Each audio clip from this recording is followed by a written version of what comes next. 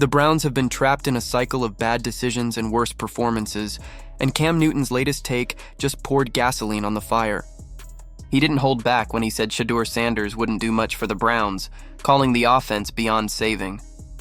That line hit fans like a slap in the face, especially those who believe Shedeur could be the spark Cleveland desperately needs. Still, beneath Cam's criticism, there's a strange duality.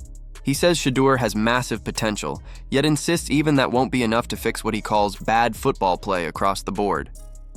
It's like watching someone acknowledge the light, but still swear the room's too dark to see. The truth is, the Browns are in chaos. Anyone who's watched them this season can see it. The offense is stale, lifeless, and lacking identity. It's not just missed passes, it's a complete collapse of rhythm and chemistry. You can have a quarterback with elite instincts and poise like Shadur Sanders, but if the system around him is falling apart, his brilliance gets swallowed whole. Still, that doesn't mean he'd make no difference. A quarterback like Shedeur doesn't just throw the ball, he commands the field. He changes tempo, builds energy, and gives purpose to a locker room starving for leadership. That's something this team hasn't had in a long time. So when Cam says Shedeur wouldn't make the Browns better, it's fair to question whether he's really looking at the full picture. Because let's be honest, Shadur has the tools, the focus, and the mentality to reshape any offense he's part of. What the Browns lack isn't potential, it's direction. They've got receivers who can shine, but no one putting them in a position to do it. They've got talent, but no one connecting the dots. And Shedeur, with his precision and confidence, is exactly the kind of quarterback who could bring that missing element back. Now, Cam isn't entirely wrong either. He pointed out that the Browns' offensive system is broken, and that part's hard to argue. Watch any of their recent games and you'll see it. The same lifeless play calling, no spark, no adjustment when things go wrong. The offensive line crumbles under pressure, routes are predictable, and the creativity just isn't there. Fans can tell when a team's playbook has gone stale, and Cleveland's looks like it was written in pencil and never updated. That's where Kevin Stefanski's coaching becomes the real issue. His system seems allergic to risk, and in the NFL, hesitation kills. You can't win by being scared to innovate. Cam's take might sound harsh, but it exposes the growing divide between potential and performance in Cleveland. Stefanski's playbook feels outdated, his decision-making too cautious, and his loyalty, well, that's where things start to get suspicious. Because what's been unfolding behind the scenes looks less like a football problem and more like a power play. Here's where things get interesting. The connection between Kevin Stefanski, Dan Lanning, and a sports agent named Jimmy Stone has raised more than a few eyebrows. Stone represents both Stefanski and Lanning, the head coach of the Oregon Ducks, where Dillon Gabriel used to play.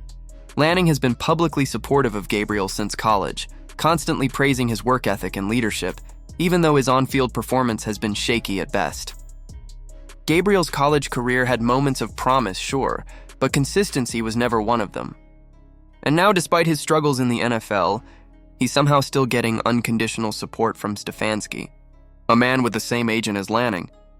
When connections like that line up so perfectly, it's hard not to wonder if there's more going on. Why is Stefanski so stubbornly sticking with a quarterback who's clearly underperforming? Why keep Dillon Gabriel at the helm when the results scream for change? Every game feels like the same story. Missed reads, stalled drives, and a team losing faith in its own leadership. Yet Stefanski continues to double down. Maybe it's loyalty, maybe it's pressure, or maybe it's politics, money, image, or relationships that stretch beyond the field. Fans are starting to piece it together. The dots connect too neatly. Dan Lanning's pride in his former player, Jimmy Stone's influence as an agent, and Stefanski's unwavering protection of Gabriel all paint a picture that's hard to ignore. It's not illegal, but it does raise ethical questions. Because when personal connections start influencing who gets to play, merit takes a back seat, and the team pays the price. And it's not like the results justify the loyalty. Gabriel's performance has been nothing short of disastrous. His throws are off target, his reads are slow, and the offense looks completely directionless under his command. You can almost feel the tension on the sidelines, receivers frustrated, linemen shaking their heads, fans booing from the stands. Yet week after week, Gabriel remains the starter. It's reached a point where it doesn't look like coaching anymore. It looks like a cover-up. Meanwhile, Shadur Sanders waits on the sideline. He's got everything the Browns need: accuracy, vision, and the calm under pressure that separates good quarterbacks from great ones. But he's being held back and everyone can see it. The league is watching, fans are demanding answers, and still Stefanski stays silent.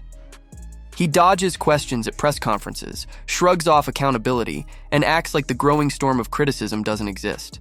When reporters ask about quarterback changes, he brushes it off. When fans demand clarity, he gives vague, rehearsed lines.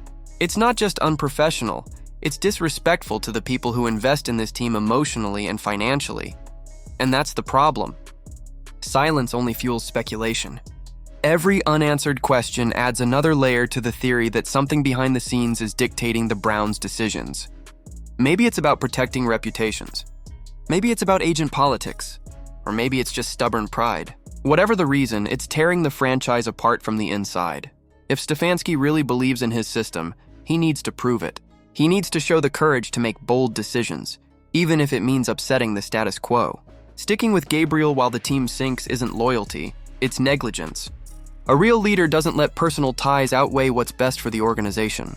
And if there's truly no hidden agenda, then he should come forward, address the rumors, and take responsibility. The fans deserve that much. Shadur deserves that much, because right now the Browns are running out of time. Their season hangs in the balance, their morale is cracking, and their fan base is losing faith. If this pattern continues, it won't just be Gabriel or Shedeur in question, it'll be Stefanski himself. At some point, accountability has to mean something again. The Browns need change, not excuses. They need transparency, not silence. And most of all, they need a leader who values results over relationships. So, what do you think? Is Kevin Stefanski really being forced to stick with Dillon Gabriel because of politics and loyalty, or is he just too stubborn to admit his mistake? Could Shadur Sanders finally be the answer this team needs to wake up and start winning again? Share your thoughts below, hit that like button if you're ready to see some real change in Cleveland, and don't forget to subscribe so you don't miss the next chapter in this unfolding saga, because this story is far from over.